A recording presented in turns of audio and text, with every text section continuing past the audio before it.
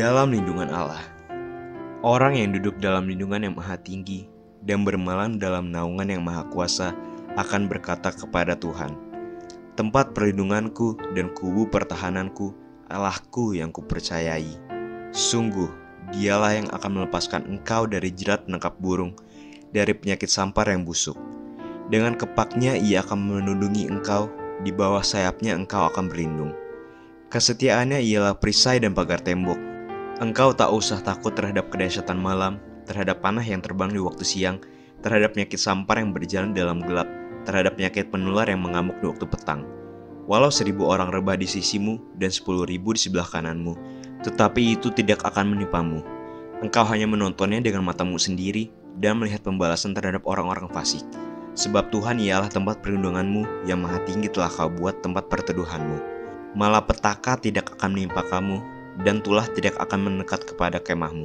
Sebab malaikat-malaikatnya akan diperintahkannya kepadamu untuk menjaga engkau di segala jalanmu. Mereka akan menatang engkau di atas tangannya, supaya kakimu jangan terantuk pada batu. Singa dan ular tedung akan kau langkahi, engkau akan menginjak anak singa dan ular naga. Sungguh, hatinya melekat kepadaku, maka aku akan meluputkannya. Aku akan membentenginya sebab ia mengenal namaku. Bila ia berseru kepadaku, aku akan menjawab. Aku akan menyertai dia dalam kesesakan. Aku akan meluputkannya dan memuliakannya. Dengan panjang umur akan kukenyangkan dia, dan akan kuperlihatkan kepadanya keselamatan daripadaku. Haleluya, ayo kita bersorak-sorai, come on. Yes. Yuk sama-sama bertepuk tangan bagi anak kita. Sekali lagi.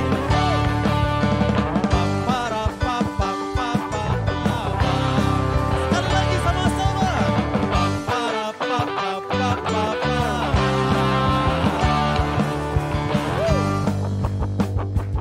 Sama-sama. Bersorak-sorai, muliakan namanya. Dia berperang ganti kita. Semua bertepuk tangan. Muliakan namanya. Dia selamatkan jiwa kita. Dialah satu-satunya penebus. Satu-satunya penebus. Kalahkan maut. Kalahkan maut.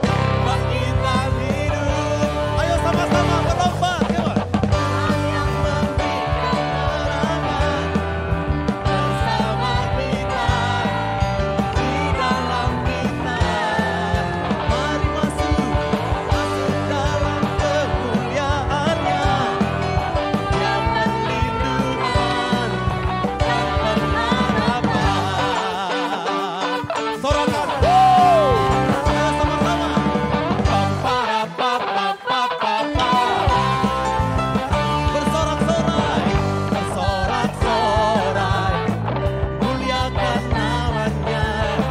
Dia berperang ganti kita. Semua bertepuk tangan. Muliakan namanya. Dia selamatkan jiwa kita. Satu-satunya benar. Dia kalahkan maut. Kalahkan maut. Bangkitan hidup. Come on. 1, 2, 3, go. Yang memberikan kemenangan bersama kita, di dalam kita. Ayo masuk dalam kemuliaannya. Yang perlindungan dan pengharapan. Dia yang menyelamatkan setiap kita, katakan yes. Tuhan Yesus penyelamat kita, katakan yes. Haleluya. Ayo tepuk tangan sama-sama.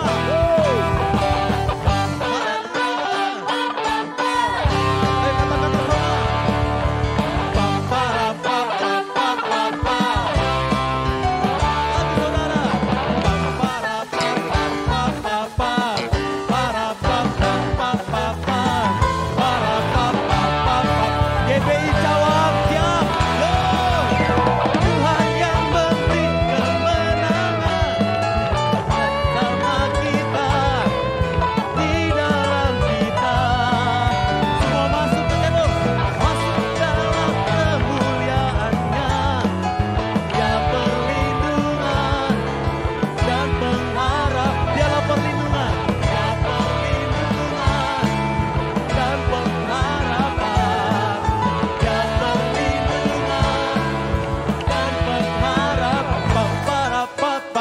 Papa.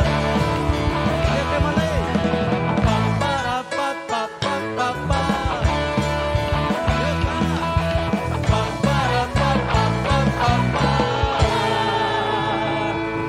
Ayo bersorak-sorai bagi Allah kita yang dahsyat. Katakan haleluya. Biarlah rohmu menyala-nyala dan layanilah Tuhan.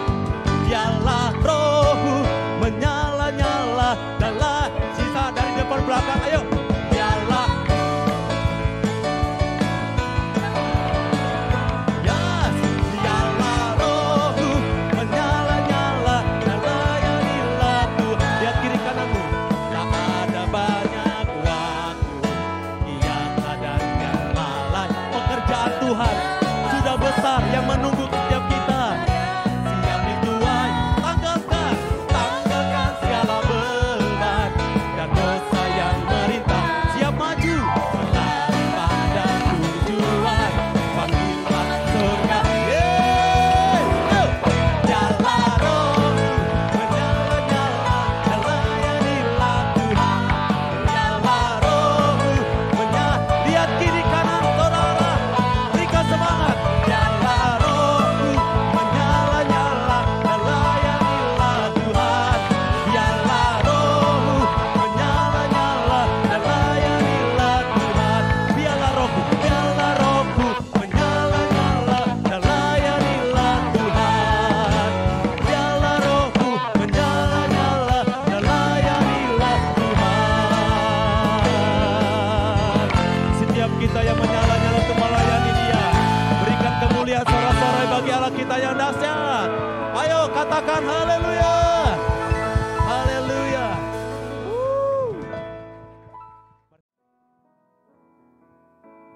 Mari kita sama-sama perkatakan, deklarasikan ya. 3, 2, 1. Apa yang dimaksud dengan Pentakosta ketiga? Pentakosta ketiga adalah pencurahan Roh Kudus yang dahsyat di zaman ini, melebihi yang terjadi di Azusa Street. Pentakosta ketiga akan mengakibatkan penuaian jiwa yang terbesar dan yang terakhir sebelum Tuhan Yesus datang kembali. Pentakosta ketiga akan membangkitkan generasi Yeremia, yaitu anak-anak muda yang dipenuhi Roh Kudus, cinta mati-matian kepada Tuhan Yesus, tidak kompromi terhadap dosa, dan akan bergerak untuk memenangkan jiwa.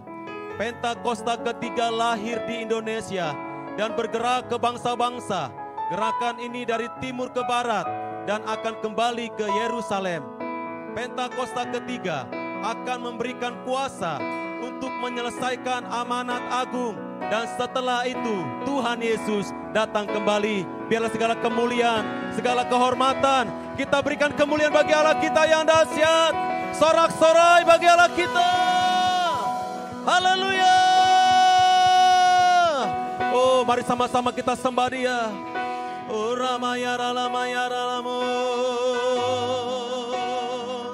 Haleluya.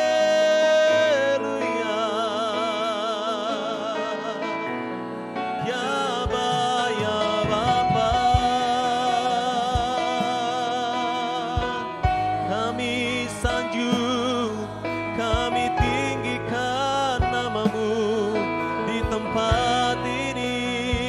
Selama kami ada, kami bersyukur, kasih setia-Mu tak pernah tinggalkan umat-Mu Tuhan. Haleluya. Ya Bapa, Jamalati,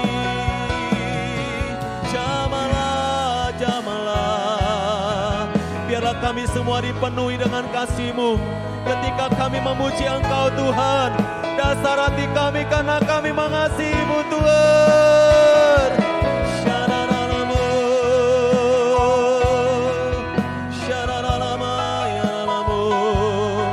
Haleluya. Oh.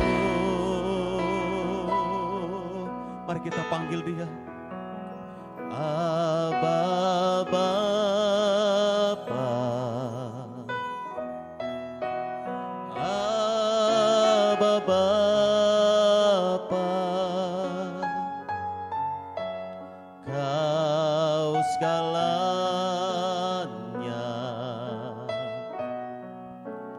bagiku.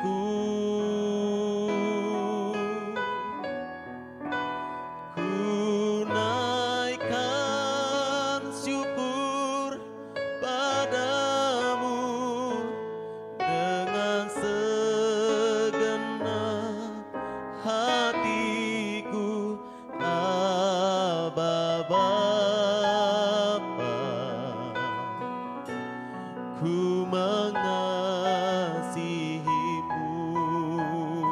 Mari katakan lagi umat Tuhan.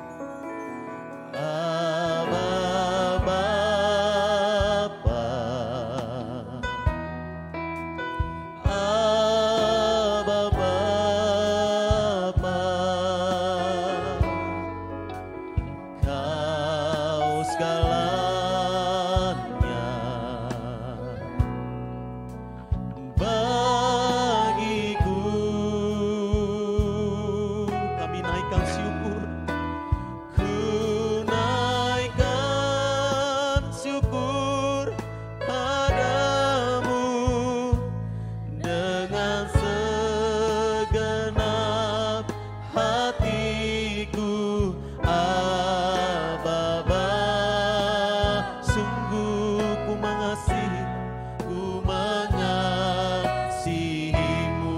lebih dari segalanya, lebih dari segalanya. Ku ingin Kau Tuhan, emas, perak, dan permata tiada artinya. Bawa kami lebih dekat lagi. Ku ingin lebih dekat, bersekutu denganmu. Jadikanku hamba setia kepadamu. Mari saudara angkat lagi pujian ini dari awal dengan jiwa yang terbuka. Katakan, Bapa. Panggil dia, ya Aba, ya Bapa. Dialah segalanya bagi kita.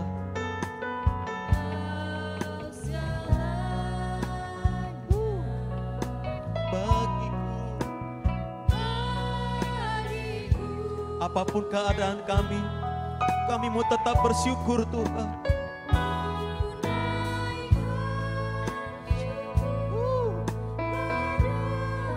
Yes, amin.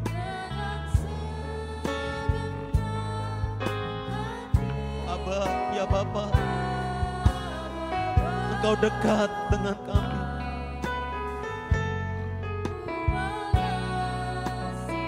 Mari saudara sekali lagi panggil dia. Ya Aba, ya Bapa.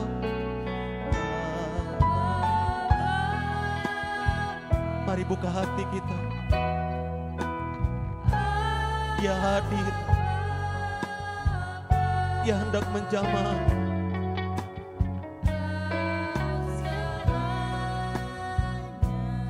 Amin. Naikkan syukur di hadirat Tuhan. Itu yang Tuhan mau.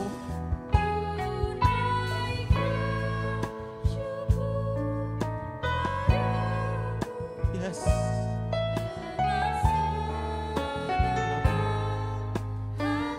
Panggil dia, Aba. Ya Aba, kami sungguh mengasihimu. Mari buka hati dan angkat tangan kita sama-sama. Lebih dari segalanya.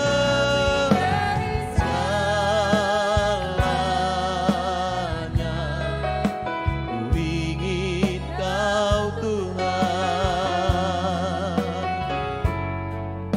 Emas, perak, dan permata tiada artinya. Ku ingin lebih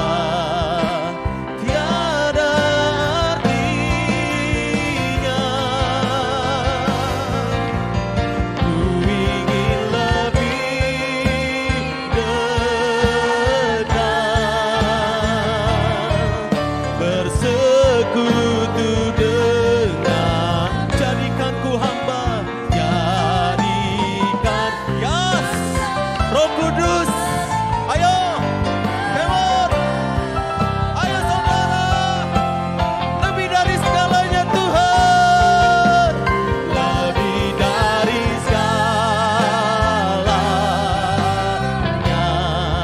ku ingin Kau Tuhan, emas, perak, dan permata tiada artinya. Ku ingin lebih dekat, bersekutu denganmu, jadikan ku hamba, berkenan kepada. Mari sama-sama kita mulai sembah Dia. Oh, haleluya. Kami berkumpul, kami menyembah-Mu Tuhan, dengan jiwa hati yang mengasihi-Mu. Kaulah segalanya,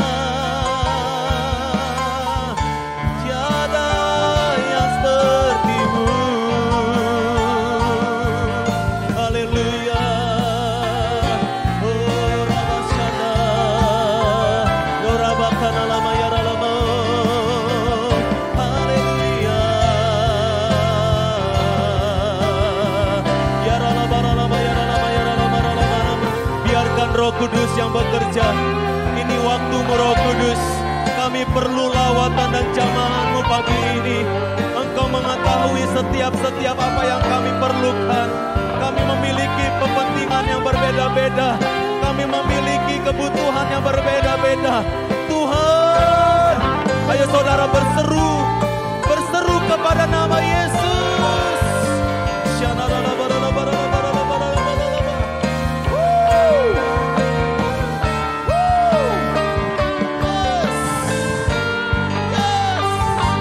Ayo imam pemuji penyembah, pendoa-pendoa syafaat, ayo satu hati, Jawa dan Kecapi bersatu. Yes. Syararalabaralabaralabaralaba.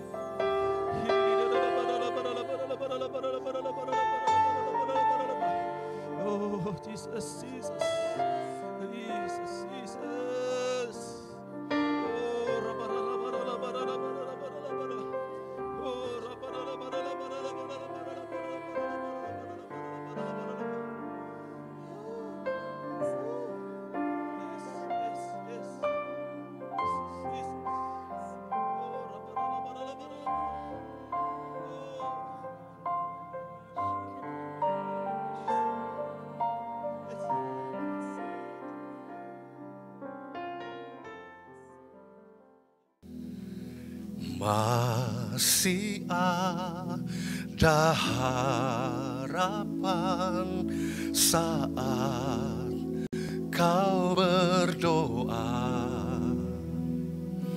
saat mengangkat tangan Tuhan turun tangan. Kasih-Nya lingkupiku, takkan kecewakan.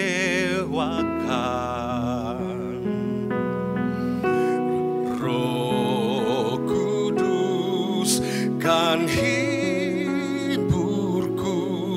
dalam pergumulan. Berserulah Yesus,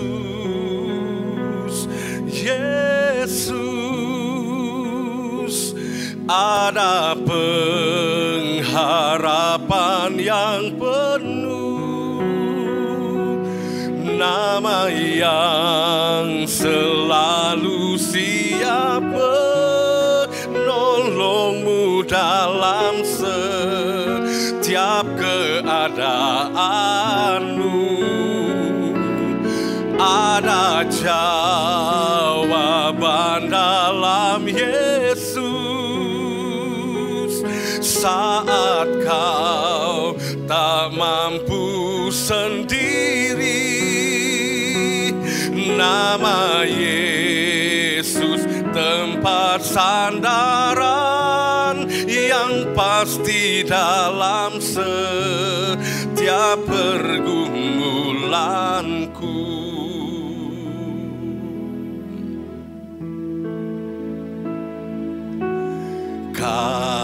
Kasih-Nya lingkupiku,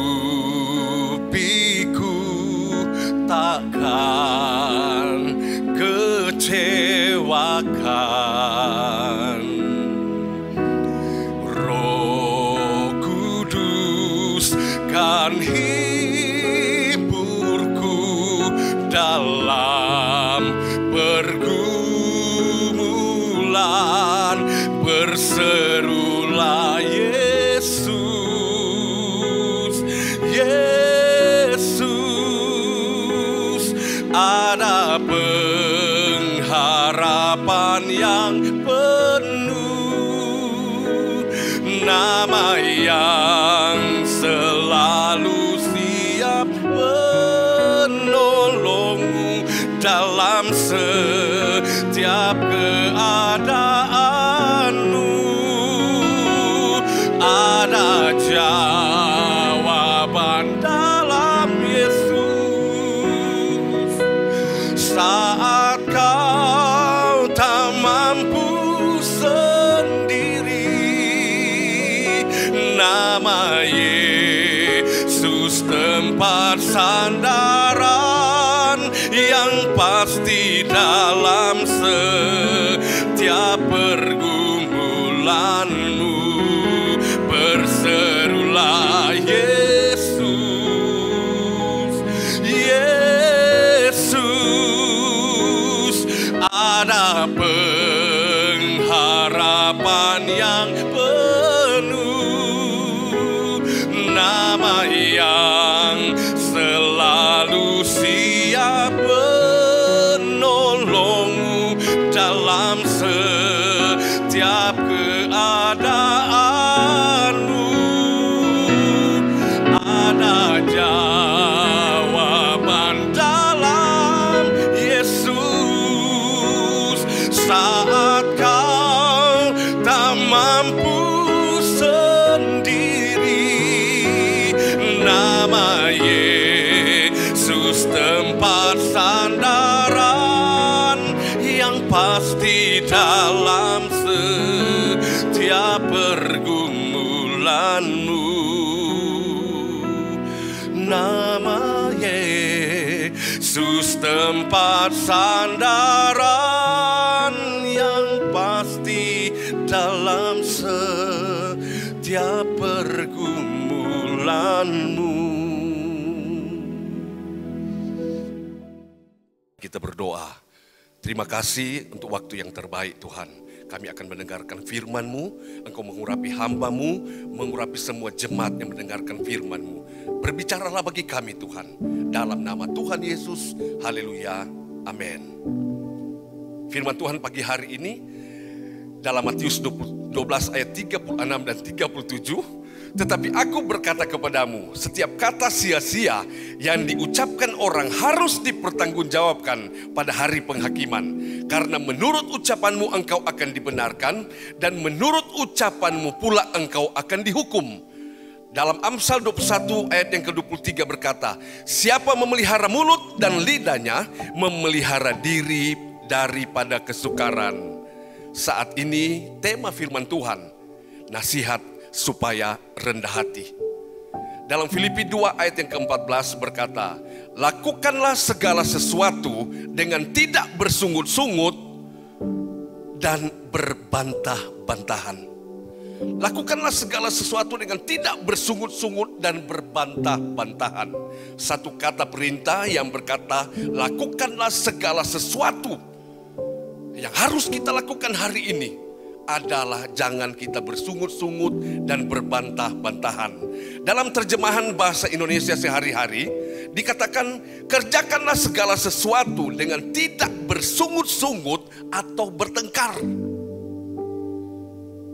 Kalau diambil dari Filipi 2:14 tadi berkata, jangan bersungut-sungut dan berbantah-bantahan. Dalam terjemahan bahasa Indonesia sehari-hari berkata, sampai akan bertengkar. Dalam King James Version juga dikatakan, do all things without murmuring and disputings. Dikatakan semua hal bisa dilakukan tanpa gumaman atau berbicara dengan suara tertahan di dalam mulut dan berselisih. Contohnya, jangan bergumam, bicara yang jelas. Jangan komplain-komplain, kurang puas dan lain sebagainya. Jadi dalam Filipi 2:14 tadi berkata jangan bersungut-sungut dan berbantah-bantahan. Akhirnya dalam terjemahan bahasa Indonesia sehari-hari bilang nanti akan bertengkar. Dalam terjemahan King James Version dikatakan semua hal bisa kita lakukan. Semua hal bisa kita semua lakukan. Asalkan tadi jangan bersungut-sungut, berbantah-bantahan, dan akhirnya nanti kita bertengkar. Semua hal kita pasti bisa lakukan dengan tanpa ada komplain, kurang puas, dan lain sebagainya. Pertanyaannya, apakah yang terjadi dengan jemaat di Filipi?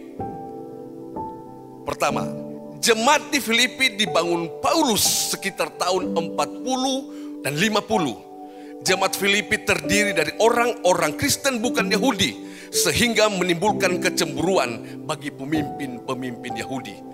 Di dalam Kisah 16 ayat 33 itu berkata, ada kecemburuan yang terjadi di dalam jemaat Filipi dibangun Paulus pada awal sekitar tahun 40-50. Yang kedua, tidak mengherankan bila para budak, veteran perang dan masyarakat pribumi dan para pemimpin kota membaur di kota itu. Ada banyak karakter-karakter yang campur baur. Yang tadi ada kecemburuan. Yang kedua, ada banyak karakter-karakter yang campur baur. Kita sebagai ketua bidang musik pujian ada sekitar 70-80 anggota. Ada pemusik, WL dan singers. Itu begitu banyak karakter-karakter yang harus kita hadapi setiap hari. Tapi dari karakter-karakter yang diperhadapkan dengan saya secara pribadi, itu melatih dan membuat saya bisa belajar dari karakter-karakter ini. Dan ini terjadi yang Paulus ingatkan ada di jemaat Filipi. Ketiga, cukup banyak para wanita menjadi anggota jemaat Filipi. Di antaranya Sintike dan Euodia yang seringkali tidak sehati dan sepikir dalam pelayanan. Yang pertama tadi, apa yang ada di jemaat Filipi? Satu, kecemburuan. Kedua, banyak karakter-karakter yang campur baur di tempat itu. Ketiga, tidak sehati dan sepikir. Hal ketiga ini membuat ada sungutan, ada sungut-sungut, ada berbantah-bantahan, dan akhirnya ada perkelahian yang terjadi karena ada karakter-karakter tidak sehati sepikir yang terjadi di jemaat Filipi ini. Siang ini, jemaat Tuhan yang saya kasih dalam Tuhan, ada 3 poin. Pertanyaannya, mengapa kita harus melakukan segala sesuatu dengan tidak bersungut-sungut dan berbantah-bantahan? Mengapa? Bukan karena skill, bukan karena kepintaran kita, pengalaman masa lalu kita, atau yang berkata selalu saya bisa, saya mampu, wah saya lebih dari orang lain. Ini yang sering kali terjadi. Dalam firman Tuhan tadi di dalam ayat yang ke-13 berkata, karena Allah lah yang mengerjakan di dalam kamu baik kemauan maupun pekerjaan menurut kerelaannya. Di dalam Filipi 2 ayat yang ke-13 saya bacakan tadi, karena Allah lah yang mengerjakan di dalam kamu baik kemauan maupun pekerjaan menurut kerelaannya. Kedua, ayat yang ke-15, supaya kamu tiada beraib dan tiada bernoda sebagai anak-anak Allah yang tidak bercelah di tengah-tengah angkatan yang bengkok hatinya dan yang sesat ini, sehingga kamu bercahaya di antara mereka seperti bintang-bintang di dunia. Paulus ingatkan ayat yang ke-15 ini supaya kamu tiada beraib, karena Paulus mengalami, melihat yang terjadi di jemaat ini. Dan Paulus berkata, sebagai anak-anak Allah yang tidak bercelah di tengah-tengah angkatan yang bengkok hatinya. Ini ada di jemaat Paulus, di jemaat Filipi, dan tidak tertutup kemungkinan ada di jemaat kita. Ada dalam pelayanan kita. Angkatan yang bengkok hatinya dan yang sesat ini, sehingga kamu bercahaya di antara mereka seperti bintang-bintang di dunia. Yang ketiga, ayat yang ke-16. Sambil berpegang pada firman kehidupan, agar aku dapat bermegah pada hari Kristus, bahwa aku tidak percuma berlomba dan tidak percuma bersusah-susah. Firman Tuhan ingatkan hari ini, agar kita tidak percuma berlomba dan tidak percuma bersusah-susah. Gembala rayon kita, Pastor Joe Raja Guguk, terima kasih untuk kepercayaan bagi saya bisa menyampaikan firman Tuhan ini di rayon. Dan kita tahu bahwa Tuhan mengasihi saya, mengasihi rayon ini. Dan firman Tuhan yang saya bawakan pagi hari ini supaya kita tidak percuma berlomba dan tidak percuma bersusah-susah. Karena ada tanggung jawab besar. Akan dibuka cabang-cabang yang baru. Akan dibuka dan dibuka. Di kota, di cabang-cabang ranting begitu banyak. Tetapi bagaimana kalau kita diperhadapkan dengan firman Tuhan yang saya katakan tadi. Ada sungut-sungut, ada bantah-bantahan, sampai pada perkelahian. Kita renungkan pagi hari ini, jemaat Tuhan. Kesimpulannya, saya ambil dalam Kolose 3 ayat yang ke-23. Firman Tuhan berkata, apapun juga yang kamu perbuat, perbuatlah dengan segenap hatimu, seperti untuk Tuhan dan bukan untuk manusia. Renungkan firman Tuhan pagi hari ini. Yang menjadi kesimpulan dari penyampaian firman Tuhan saat ini, apapun juga yang kamu perbuat, perbuatlah dengan segenap hatimu, seperti untuk Tuhan, bukan untuk manusia. Dalam terjemahan Inggris berkata, whatever if you might do from the soul. Saya ambil kata the soul, di situ dikatakan artinya jiwa. Nah, di sini dikatakan jiwa adalah roh. Roh manusia, relung hati, lubuk hati, atau sanubari. Dari sini bisa kita tahu bahwa jiwa berbeda dengan tubuh, sehingga akan terus hidup setelah kematian fisik. Jadi saat ini kita harus berbuat dengan segenap jiwa seperti untuk Tuhan. Kita harus melakukan atau berbuat dengan segenap jiwa kita seperti untuk Tuhan, karena itu berbicara kekekalan. Bukan untuk yang sementara, yang dilihat mata. Dan kalau kita tahu bahwa apa yang kita perbuat untuk kekekalan, maka kita tidak pernah akan kecewa. Dan kalau kita tahu bahwa apa yang kita perbuat hari-hari ini, yang kita lakukan, dalam pelayanan, dalam apapun yang kita lakukan, dalam semua aspek kehidupan kita, suami istri, orang tua dan anak-anak, kita di pekerjaan antara kita dengan atasan kita, yang kita harus sadar, yang kita tahu bahwa kita lakukan untuk Tuhan, bukan kepada manusia. Ada kesaksian sedikit bagaimana saya dipercayakan sebagai ketua bidang musik pujian 6 tahun lalu. Yang kita tahu bahwa yang kita mau lakukan kepada Tuhan, bukan pada manusia.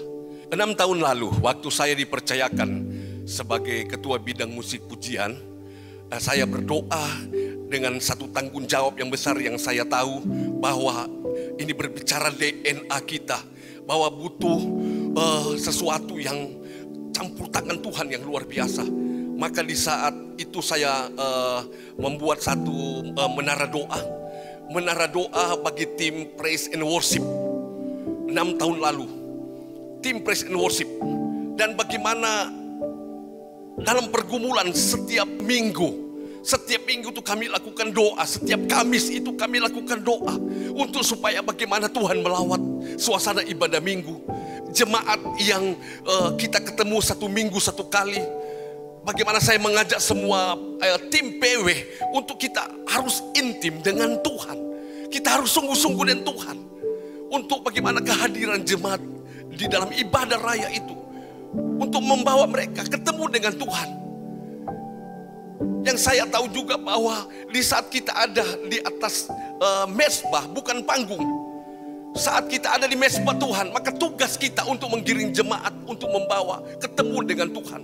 Jemaat yang dalam kesusahan, dalam pergumulan, hancur-hancuran dalam rumah tangga, pekerjaan, usaha. Apa tugas kita? Dan itu yang saya lakukan terus dan berkelangsungan terus sampai hari ini. Karena saya melakukan bukan kepada manusia, tapi saya lakukan untuk Tuhan. Banyak hal yang terjadi. Ada tadi yang saya sampaikan di poin-poin di atas, bahwa ada kecemburuan, ada ketidaksehatian. Dan itu dalam awal saya ketemu dengan semua tim ini, untuk kami memulai menara doa, ada satu komitmen awal bahwa kita harus menjaga hati. Jangan melayani Tuhan kalau ada ganjalan, ada hati yang mungkin ada berbantah-bantahan satu sama lain. Saya tidak izinkan ada di atas mezbahnya Tuhan untuk kita melayani Tuhan. Banyak hal saya alami dan itu membuat satu pembelajaran bagi saya pribadi. Paulus menasihatkan orang Kristen yang ada di Kolose, yang tadi Kolose 3 ayat 23, untuk menganggap semua pekerjaan sebagai suatu pelayanan kepada Tuhan. Kita harus bekerja seakan-akan Kristus adalah majikan kita. Dengan mengetahui semua pekerjaan atau pelayanan yang kita perbuat untuk Tuhan dan kelak akan mendapat upahnya. Dalam Kolose 3 ayat 24 saya bacakan, kamu tahu bahwa dari Tuhanlah kamu akan menerima bagian yang ditentukan bagimu sebagai upah. Kristus adalah Tuhan dan kamu adalah hambanya. Di sini dikatakan ada reward, hadiah atau warisan. Saya tidak dapat membaca dalam Efesus 6, Efesus pasal ke-6 ayat ke-6 sampai 8. Di situ dikatakan ada reward, ada hadiah atau warisan. Apa yang kita tabur itu pasti akan kita tuai. Dan itu yang saya lakukan. Bukan hanya saya sebagai ketua bidang musik pujian, tetapi saya juga di kantor itu dipercayakan oleh gembala sebagai ketua bidang perlengkapan.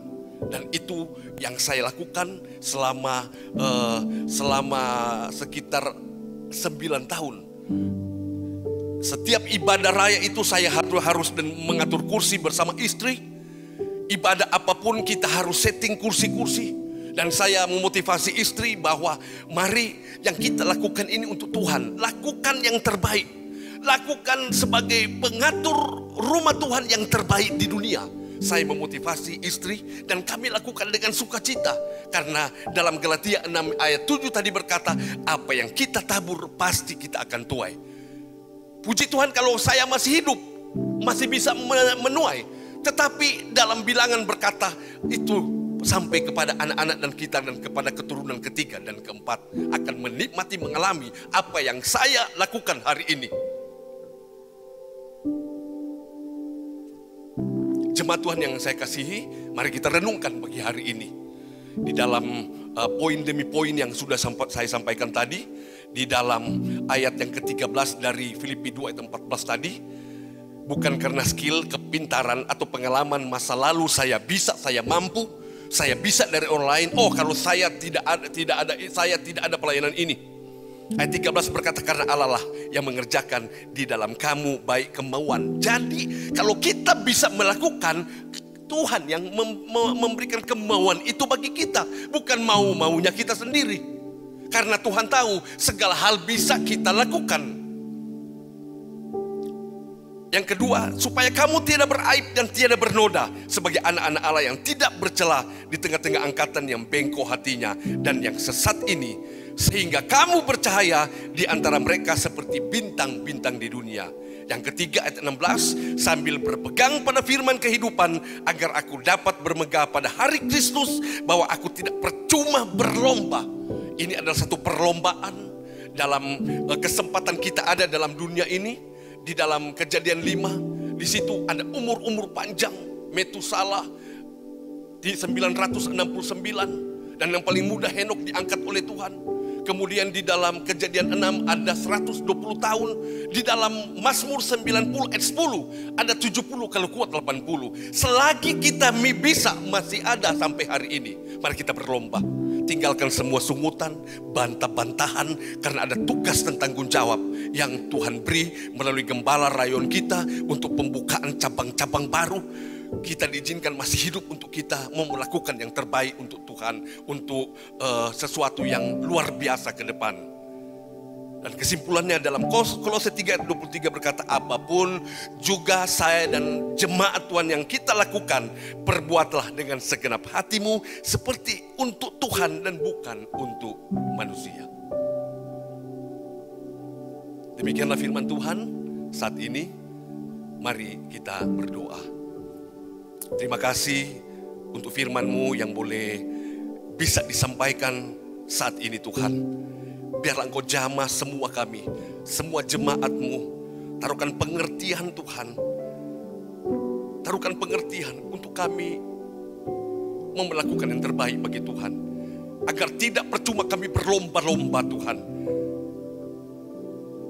Roh Kudus yang berbicara lebih dalam lagi. Terima kasih Tuhan. Kinaralah basanda mata karala barala barala. Sikarala barala babaya kana mutakana rala barala barala.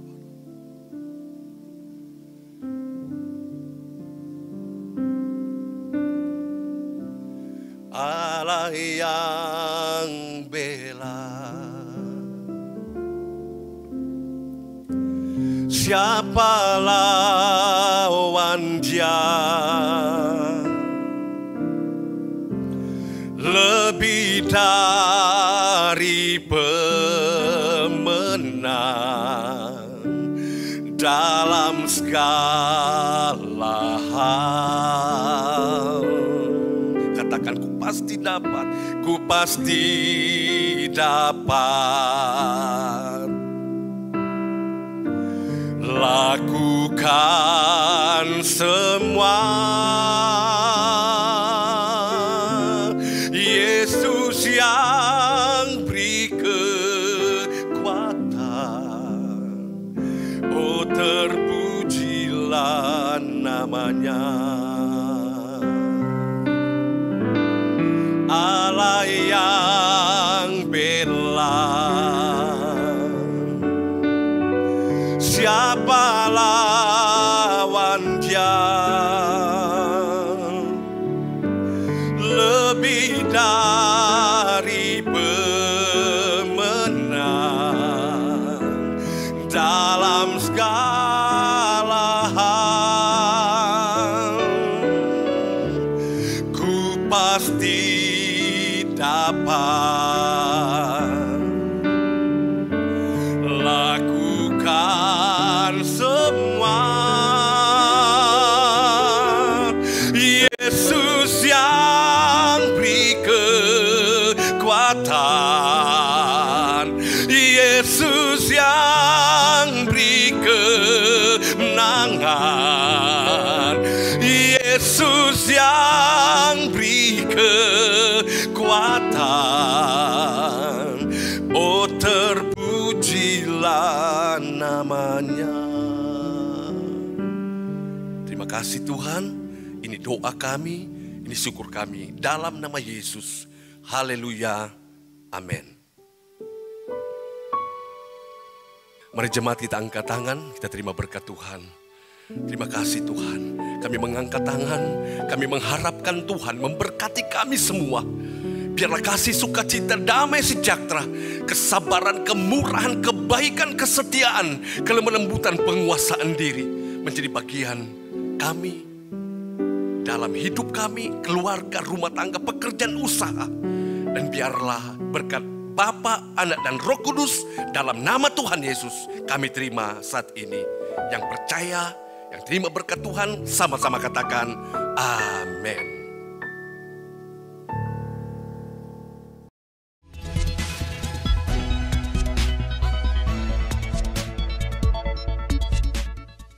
Shalom Bapak Ibu dan teman-teman sekalian. Saya akan menyampaikan informasi dari Rayon 1G. Bagi Bapak Ibu yang belum mengetahui, Rayon kita yaitu Rayon 1G sudah memiliki mobile apps atau aplikasi yang dapat diinstal di smartphone, baik di Android phone atau iOS phone. Untuk yang belum menginstal aplikasi GB Rayon 1G, dapat mendownload di Play Store bagi yang menggunakan smartphone Android atau di App Store bagi yang menggunakan smartphone iOS dengan mengetik di mesin pencarian GBI Rayon 1G. Di dalam aplikasi GBI Rayon 1G, Bapak Ibu bisa banyak mendapatkan berbagai informasi dan manfaat. Contoh informasinya adalah Bapak Ibu bisa mengetahui visi dan misi Rayon kita, perjalanan Rayon kita dari awal sampai terbentuknya Rayon 1G, struktur dan cabang-cabang Rayon kita yang tersebar baik di Jakarta Timur dan Pusat, Depok, Kalimantan Barat, Bali, dan Manado. Bapak Ibu juga dapat mengetahui kontak person dan alamat dari setiap cabang GBI Rayon 1G. Dan terdapat juga informasi mengenai kontak person KUL. Jadi, Bapak Ibu yang belum tergabung dalam KUL dan rindu untuk bergabung, dapat menghubungi kontak person yang tersedia di aplikasi GBI Rayon 1G.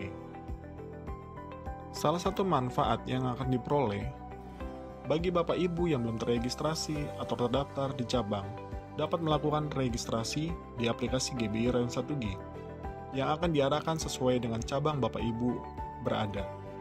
Bapak Ibu juga dapat mengikuti program pembacaan Alkitab bersama-sama yang sudah di-set up atau di-schedule di aplikasi GBI Rayon 1G.